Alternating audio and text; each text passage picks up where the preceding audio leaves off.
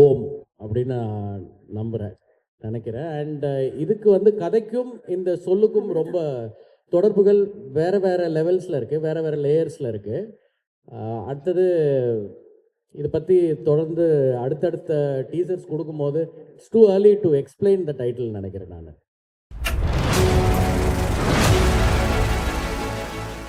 Sir வணக்கம் sir. இங்கே yeah yeah Prem sir, times now sir. Sir உங்கள் படங்கள்லாம் ரங்கூன், அமரன் அதெல்லாம் வந்து கதைக்கு சிமிலராக ஒரு இதுவாக வந்து கனெக்ட் ஆகும். இந்த படத்துக்கு ஏன் ஓம் அப்படின்னு டைட்டில் வச்சு? எவ்ரிதிங் பிகின்ஸ் வித் ஓம் அப்படின்னு நான் நினைக்கிறேன். அண்ட் இதுக்கு வந்து கதைக்கும் இந்த சொல்லுக்கும் ரொம்ப தொடர்புகள் வேறு வேறு லெவல்ஸில் இருக்குது, வேறு வேறு லேயர்ஸில் இருக்குது.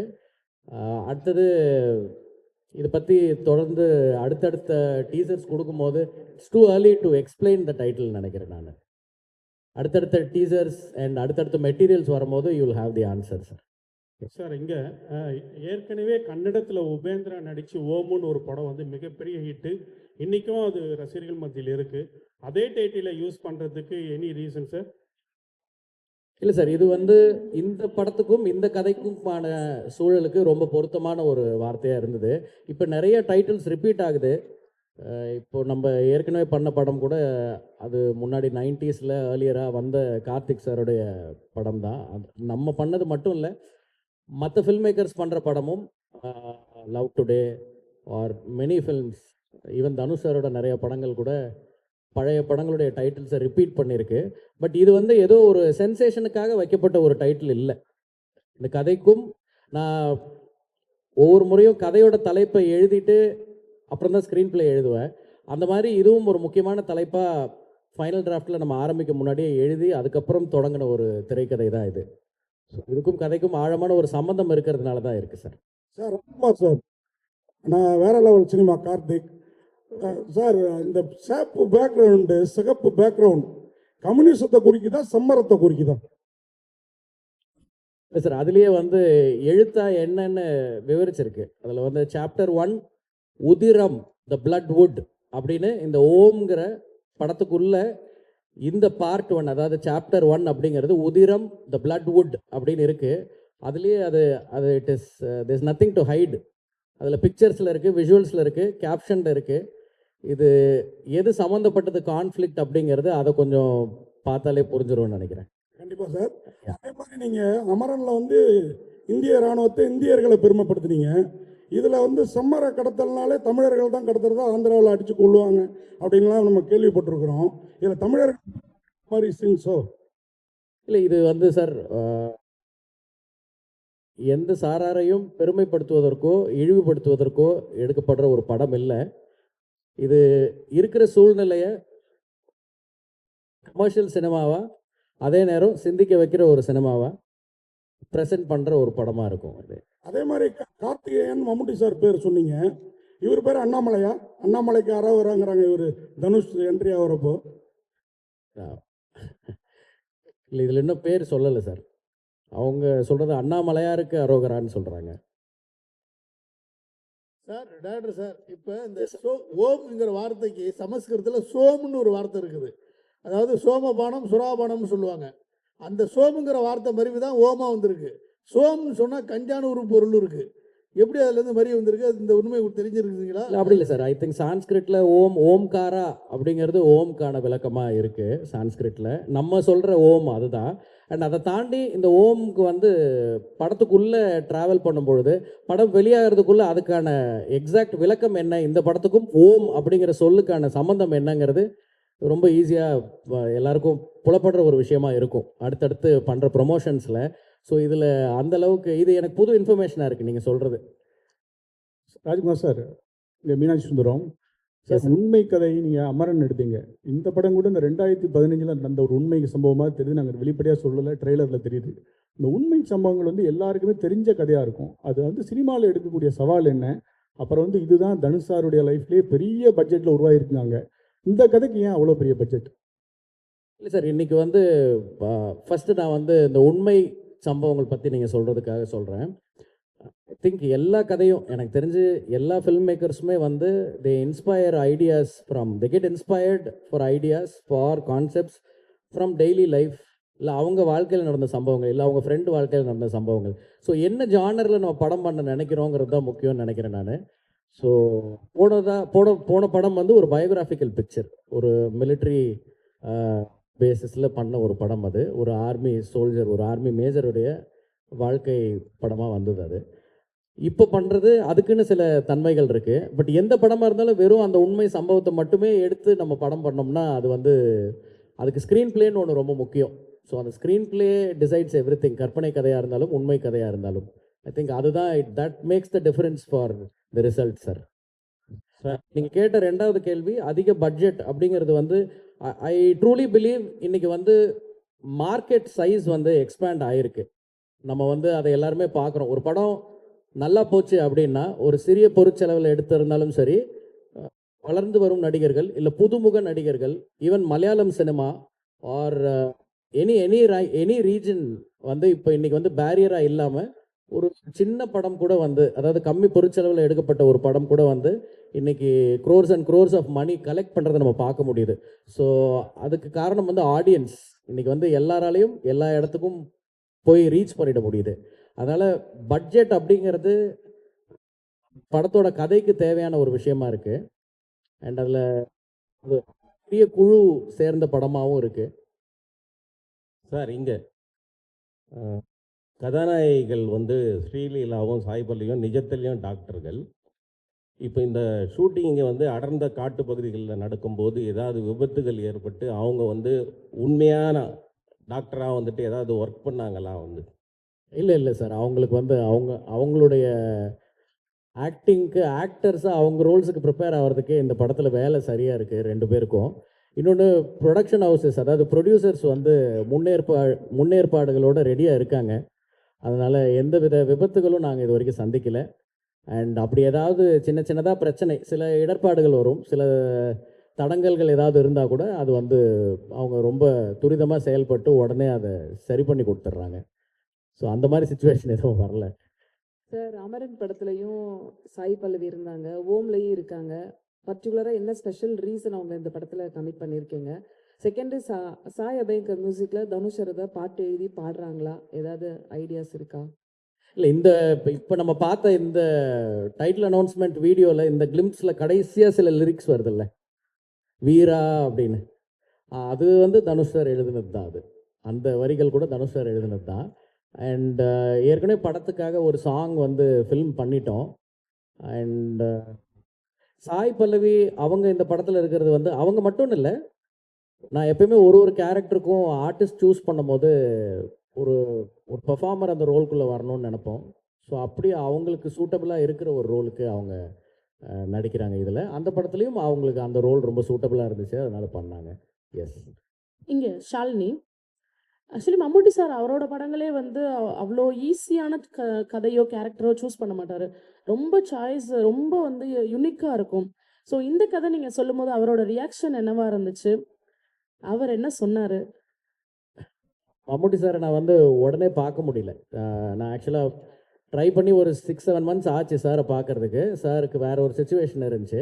பட் நான் கதை சொல்கிறதுக்கு ஒரு நாள் அவர் சென்னையில் இருக்கும்போது அவர் என்னை கூப்பிட்டுருந்தார். நான் அதுக்கு முன்னாடி அவரோட டச்சில் இருந்தேன். சென்னைக்கு அவரோட வீட்டுக்கு வந்திருக்கும் போது கூப்பிட்டுருந்தார். அப்போ நான் போய் மீட் பண்ணி ஒரு 2 மணி நேரம் நான் அந்த கதையை அவருக்கு எக்ஸ்பிளைன் பண்ணேன். அது பேசி முடிக்கும் போது அவருக்கு சில டவுட்ஸ் இருந்தது. அந்த டவுட்ஸை கேட்டுட்டு அன்றைக்கி அந்த மீட்டிங்லேயே நான் இந்த கேரக்டர் பண்ணுறேன் அப்படின்னு சொன்னார். ராஜ்குமார் சார், மம்முட்டி சார் நிறைய தேசிய விருது 4-5 வாங்கியிருக்காரு. தனுஷ் சார் 2 தேசிய விருது. 2 தேசிய விருது வாங்குகளை வச்சு படம் பண்ணது வந்து எப்படி இருந்தது உங்களுக்கு டைரக்டர்?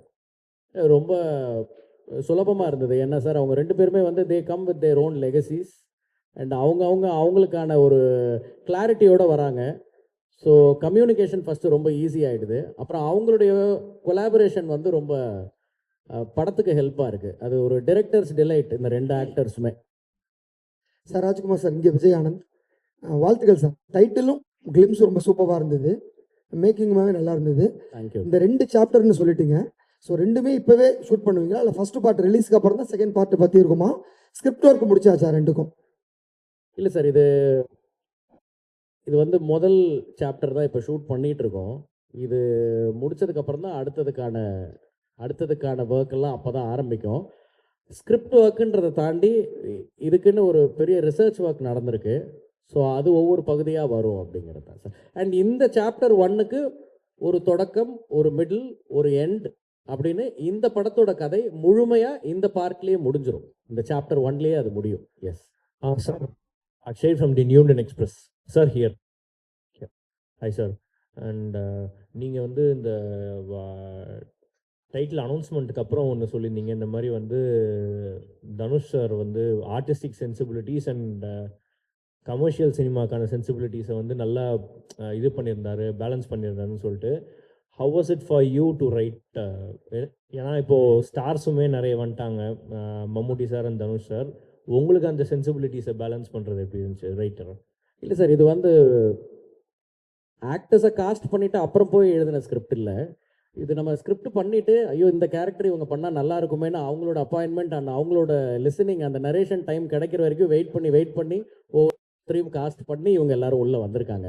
ஸோ அவங்களுக்கு அந்தந்த கேரக்டர் கேட்கும் பொழுதே அவங்களுக்கு பிடிச்சிருந்தது. யாரும் வந்து இப்படி பண்ணுங்க அப்படி பண்ணுங்கன்னு சொல்லி எந்த ஒரு அந்த மாதிரி விவாதங்களுக்குள்ளே இது ஃபார்ச்சுனேட்லி போகலை. ஸோ எல்லோரும் சந்தோஷமாக அவங்கவுங்க பார்ட்டில் வந்து நடிக்க வந்திருக்காங்க. அண்ட் என்கிட்ட ஏற்கனவே இதுக்கான கேரக்டர்ஸ் இருந்தது, அந்த செட்டப் இருந்தது. அதனால தான் அவங்கள காஸ்ட் பண்ண முடிஞ்சது sir. Yes sir Rajesh. Yeah yes sir. அமரன்ற ஒரு நல்ல படத்தை கொடுத்தீங்க, ஒரு ஹீரோவா பண்ணீங்க, பக்காவா பண்ணீங்க. பட் இந்த படத்துல வந்து பார்த்தா ஒரு ஃபாரஸ்ட் பிரிகண்டை வந்து ஒரு ஹீரோவா காட்டுற மாதிரி இருக்கு டீசர்லாம் பார்க்கறதுக்கு. பட் இதை நீங்க எப்படி பார்க்கணும்? ஒரு ஹீரோவா காமிச்சிங்க, பட் இந்த மாதிரி ஒரு நெகட்டிவ் ஷேடா இருக்கவங்களை ஹீரோவா காமிச்சா நெக்ஸ்ட் சொசைட்டி எப்படி இருக்கும்ன்றதை நீங்க ஃபீல் பண்றீங்க சார்? ஏன்னா வந்து ஃபாரஸ்ட் பிரிகண்ட்ன்றது ஒரு தப்பானது தான், காட்டை அழிக்கிறவங்க தான். இதுல வந்து நீங்க சொல்ல வர்றது வந்து இந்த காட்டை அழிக்கிறதுக்கு உறுதுணையாக இருக்கக்கூடிய அந்த கூலி ஆட்கள் திருவண்ணாமலையை காமிச்சிருக்காங்க. ஏன்னா நீங்கள் இங்கே இந்த ராயல்சீமா அந்த சைட்லலாம் பார்த்தீங்கன்னா, ப்ளஸ் திருப்பதி அந்த சைட்லலாம் வந்து ரெட் சாண்டர்ஸை வந்து அறுக்கிறதுக்கோசரம் இங்கேருந்து தான் கூப்பிட்டு போகிறாங்க, திருவண்ணாமலையிலேருந்து தான். அதை பேஸ் பண்ணி தான் இந்த புஷ்பானும் ஒன்று பண்ணாங்க. அங்கேயும் வந்து ஒரு ஃபாரஸ்ட் பிரிகண்டை வந்து அவனை தான் ஹீரோவாக காமிக்கிறாங்க. பட் உங்கள் படத்தில் எப்படி காமிச்சிருக்கீங்க? இதில் வந்து அதை தான் வந்து நீங்கள் முக்கியத்துவம் காட்டுறீங்களா சார்? இது வந்து இப்போ நீங்கள் படத்தில் பார்த்தது வந்து ஒரு காட்சி. அந்த காட்சியை வச்சு ஹீரோவுடைய கேரக்டர் என்ன, இதில் நம்ம என்ன சொல்ல வரோம் அப்படின்னு ஒவ்வொருத்தருக்கும் ஒரு பெர்ஸ்பெக்டிவ் தோணும். மேபி அந்த டிஸ்கஷன்ஸை ஓப்பன் பண்ணுறதுக்கு தான் நம்ம ஒரு வீடியோ கொடுக்குறோம்.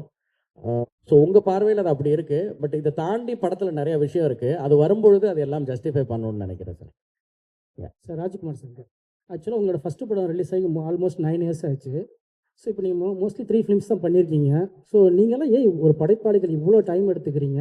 ஃபஸ்ட்டு காரணம் பிரம்மாண்டத்திற்காகவா, இல்லை ஹீரோவோட கால் ஷீட்டுக்காகவா? ஏன்னா நீங்கள் மட்டும் இல்லை, இப்போ 96 பிரேமா இருக்கட்டும், துருவங்கள் 16, கார்த்திக் நாராயணா இருக்கட்டும், இவங்க எல்லாருமே ரொம்ப டைம் எடுத்துக்கிறாங்க. அதாவது குரங்கு பொம்மை நித்திலனா இருக்கட்டும். ஸோ என்னதுனால இவ்வளோ டிலே ஆகுது அப்படின்னு தெரியல சார். இது ஒரு படத்துக்கும் ஒவ்வொரு விதமான படிப்பினைகள் வரும். இப்போ பார்த்தீங்கன்னா, நான் இப்போ இந்த படம் வந்து February 20 ஷூட்டிங் ஆரம்பித்தோம்.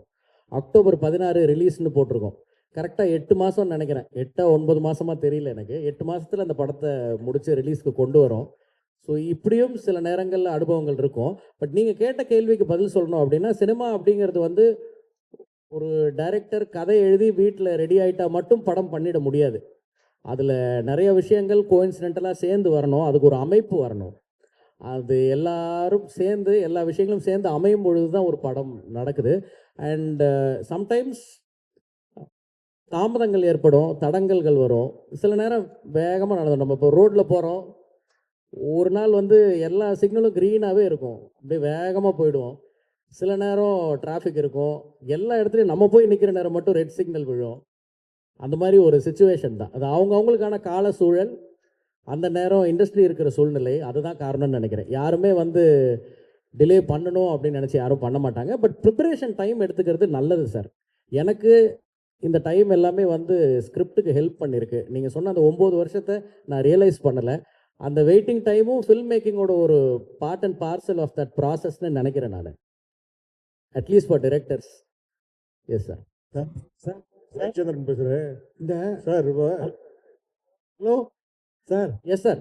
இது இந்த 20 பேர் என்கவுண்டர் பண்ணாங்க, திருவண்ணாமலையிலேருந்து தான் பாதிக்கப்பட்டாங்க. அதை பேஸ் பண்ணி புஷ்பா மாரி அதை வச்சு புஷ்பா மாதிரி பண்ணுறீங்களா அல்லது அது டாக்குமெண்ட்ரியாக பண்ண போகிறீங்களா? இல்லை சார், இது feature film first of all. And sir வேறு சில படங்கள் அது வந்து ஒரு படம் அப்படின்றது வந்து ஒரு டாபிக் எடுத்து பண்ணியிருந்தா அந்த படம் வந்து நம்ம நினைவில் ஒரு விதத்தில் இருக்கும். இது வந்து எனக்கு ரொம்ப நாளாக நினைவில் இருக்கிற சில நிகழ்வுகளை, சில நிதர்சனங்களை மையமாக வச்சு அதுக்கு மேலே நிறைய எலிமெண்ட்ஸ் வச்சு நிறைய ரிசர்ச் பண்ணி உருவாக்கி இருக்கிற ஒரு திரைக்கதை. ஸோ இதுக்கும் வேறு எந்த படங்களுக்கும் சம்மந்தம் இல்லைன்னு நினைக்கிறேன் நான். அண்டு நீங்கள் குறிப்பிடுற அந்த பர்டிகுலர் சம்பவம் இதில் இருக்குன்னு சொல்ல முடியாது. பட் ஒரு இன்ஸ்பிரேஷனாக அந்த தாட் இருந்திருக்கு கண்டிப்பாக. டைரக்டர் சார், ஜெயச்சந்திரன் பேசுகிறேன் சார். தனுஷ் சார் வந்து இப்போது ஹிந்தி படங்கள்லையும் நடிச்சிட்ருக்காரு, நடித்து வெற்றி படங்கள்லாம் இருக்குது. இது வந்து அவர் நடிக்கிற பெரிய பட்ஜெட் படம் அப்படின்னு சொல்லிட்டு சொல்கிறீங்க. அப்படி இருக்கும்போது இது ஒரு பேன் இண்டியா படமாக நீங்கள் உருவாக்கலாம் இல்லையா? அதுவும் இல்லாமல் ஸ்டார் காஸ்ட் வந்து மம்முட்டி, தனுஷ் சார் 2 பேர் மட்டும் தான் தெரியுது. மற்ற லாங்குவேஜுக்கெல்லாம் போகும்போது அங்கே உள்ள ஆர்டிஸ்ட்டு, ஃபேமஸான ஆர்டிஸ்ட்லாம் தேவைப்படும். அந்த மாதிரி ஏதாவது ஐடியாஸ் எதனா இருக்கா சார்? இல்லை எக்ஸ்பிளைன் ஐடியா இருக்கா? இல்லை சார், ஐ திங்க் ஒரு ஸ்கிரிப்ட் ரூட்டடாக அந்த தன்மைக்கு ஏற்ப இன்றைக்கி வந்து நம்ம அந்த ஸ்கிரிப்டுக்கு உண்மையாக கரெக்டாக பண்ணாலே பேன் இண்டியா மட்டும் இல்லை, ஐ திங்க் நம்ம எல்லா உலகத்தில் இருக்கிற எல்லாரையுமே இப்போ ரீச் பண்ணிட முடியுது. வெறும் காஸ்டிங்கில் மட்டும் அது நிகழாது. அதுக்கான கதையும் கேரக்டரும் அவங்களுக்கான ஒரு அந்த பார்ட் வந்து ரொம்ப ஸ்ட்ராங்காக இருந்தால் மட்டும்தான் அவங்கள உள்ளே வருவாங்க. வெறும் டெக்கரேஷனுக்காக இதில் யாரையுமே நம்ம சேர்க்கலை. அப்படி சேர்க்கறதுல எனக்கு விருப்பமும் இல்லை. Yes sir. Correct sir. Balan இங்கே இங்கே இங்கே இப்போ ஒவ்வொரு படமும் உங்களுக்கு ஒரு படிப்பினைகள் சொன்னீங்க இல்லையா? அது மாதிரி ரங்கூனாக இருக்கட்டும், இல்லை அமரனாக இருக்கட்டும், இந்த படமாக இருக்கட்டும், அந்த 3 படத்துலையும் 3 ஹீரோக்கள்கிட்ட நிறைய அனுபவங்கள் இருக்கும். அதை பற்றி கொஞ்சம் சொல்லுங்கள். 3 ஹீரோக்கள்கிட்டையும் கிடைச்ச படிப்பினை அனுபவம் ஏதாவது சொல்லுங்கள் சார். அனுபவம் அப்படின்றது வந்து நாட் ஜஸ்ட் வித் ஹீரோஸ், நம்ம ஒர்க் பண்ணுற ப்ரொடியூசர்ஸ் கிட்ட இருக்கும், கூட ஒர்க் பண்ணுற அசிஸ்டன்ட் டைரக்டர்ஸ் கிட்ட இருக்கும். அண்ட் அதில் வந்து ஒவ்வொரு ஜேர்னி ஒரு மாதிரி இருக்கும். It's a collaborative process. முதல் படத்தில் எனக்கு கௌதம் கார்த்திக் நடித்தார். அவர் இப்போ வரைக்கும் எனக்கு இப்போ நம்ம இங்கே உட்காந்து இந்த டீசர் நீங்கள் இங்கே பார்த்துட்டு இருக்கும்போது ஆல்ரெடி ஆன்லைனில் ரிலீஸ் ஆகிடுச்சு. ஸோ 3வது ஆளாக எனக்கு விஷ் பண்ணது, ஆர் அட்லீஸ்ட் அவர் ஃபஸ்ட்டு கூட விஷ் பண்ணியிருக்கலாம், நான் 3வதாக அவரோட மெசேஜ் தான் பார்த்தேன். ரொம்ப சந்தோஷமாக டைட்டில் பற்றி அந்த டீசரில் காட்டின அந்த விஷயங்கள் பற்றி எல்லாம் ரொம்ப எக்ஸைட்டடாக பேசிகிட்டு இருந்தார். எனக்கு சத்தத்தில் ரொம்ப கேட்கல. ஸோ அந்த நட்பு தொடருது இன்னும். அண்ட் அதே மாதிரி போன படம் நான் ஒர்க் பண்ண சிவகார்த்திகேயன், ஸோ அவரும் வந்து அந்த படத்தில் ஒரு கரெக்டான ஒரு நேர்த்தியான ஒரு அனுபவம் இருந்தது. இப்போது தனுஷரோட ஒர்க் பண்ணுறது வந்து எனக்கு ரொம்ப க்ளோஸ் டு தி ஹார்ட்டாக இருக்குது, ரொம்ப ப்ளசண்ட்டாக இருக்குது. தினம் தினம் ஏதாவது ஒரு ஆச்சரியம் நிகழுது. ஐ திங்க் இந்த என்டையர் ஜேர்னி முடிக்கும் போது நான் அவரை பற்றி பேசுகிறதுக்கு நிறைய இருக்கும்னு நினைக்கிறேன். ஸ்ரீலீலா பற்றி சொல்லுங்கள் சார். ஸ்ரீலீலாவோட இப்போ தான் ஷூட் ஸ்டார்ட் பண்ணியிருக்கோம். Very few days we have started sir. இப்போ தான் கொஞ்ச நாள் தான் ஆயிருக்கு. ப்ராமிசிங் டேலண்ட் அவங்க. இன்னும் அவங்களுடைய ஒரு பர்ஃபார்மிங் சைடை நம்ம நிறைய படங்களில் பார்க்கலாம்னு நினைக்கிறேன். Excellent dancer, but a very good actress also. I mean a very good performer also. Hello. Sir, sorry to interrupt. Hello. One question. Ada sir, last I am Krishna Kumar from DD. Sir, here. Yes, sir. Questions. Yes, sir. What way this இந்த title வந்து இந்த கதைக்கு வந்து உங்களுக்கு நெசசிட்டியாக இருக்குது, number 1. Number 2, நம்ம ஓம்ங்கிறது நம்ம இந்து விஷயத்தில் பிரணவ மந்திரத்தில் மனசாந்திக்காக சொல்கிற ஒரு மந்திர வார்த்தை. அதை எப்படி ஒரு டிசைனே வந்து அட்டாக்கிங் இன்ஸ்ட்ருமெண்ட்ஸ் மாதிரி ஒரு ஷார்ப்பாக வச்சுருக்கீங்களா? அதுக்கு விளக்கம் இருந்தால் கொஞ்சம் கொடுங்க. இல்லை சார், நம்ம தினம் சாமி கும்பிடுறோம். பல்வேறு மாதிரியான கடவுள்கள் நம்மளோட வழிபாட்டு முறையிலேயே இருக்குது. ஒவ்வொருத்தருக்கும் ஒவ்வொரு வாகனங்கள் இருக்குது, கையில் ஆயுதங்கள் இருக்குது, சாந்தமாகவும் இருக்குது. எல்லாமே எல்லாத்துலேயும் இருக்குதுன்னு நினைக்கிறேன். ஸோ அது ஒரு முக்கியமான ஒரு விஷயமாக ஒரு பேசு பொருளாக இருக்காதுன்னு நினைக்கிறேன் நான், நீங்கள் கேட்ட கேள்விக்கு ரிலேட் பண்ணி சொல்லும் பொழுது. அண்ட் இந்த வார்த்தை கதைக்கு எவ்வளோ பொருத்தமாக இருக்குது அப்படிங்கிறது நான் ஏற்கனவே நிறைய பேர் இதையே கேள்வியை மாற்றி மாற்றி கேட்டாங்க. அவங்க எல்லாருக்கும் சொன்னது தான் திருப்பி சொல்கிறேன். அடுத்தடுத்த பார்வைகள் வரும்பொழுது அது தெளிவாக புரிஞ்சிரும்னு நினைக்கிறேன் சார். நன்றி. ஸோ இது வந்து ஓம் படத்தினுடைய தொடக்கம் மட்டும்தான். இட்ஸ் கோயிங் டு பி இன்னும் நிறைய ஈவெண்ட்ஸ். இது ஃபர்ஸ்ட் ஸ்ட்ரைக் மட்டும்தாங்கிறனால இன்னும் உங்களுடைய கேள்விகள் நிறைய இருக்குங்கிறது எங்களுக்கு தெரியும். தொடர்ந்து வரக்கூடிய ஈவெண்ட்ஸை அதை நிச்சயமாக நீங்க கேட்பீங்க. Rajkumar Periyasamy sir, thank you so much. நீங்க அப்படியே மேடையிலே இருக்கணும்னு ஆசைப்படுறோம். அப்படியே நம்மளுடைய ஃபிலிம்னுடைய ப்ரொடியூசர்ஸ் அந்த க்ரூ அப்படியே மேடைக்கு வந்துட்டீங்கன்னா ஒரு குரூப் பிக்சர் மட்டும் எடுத்துடலாம்.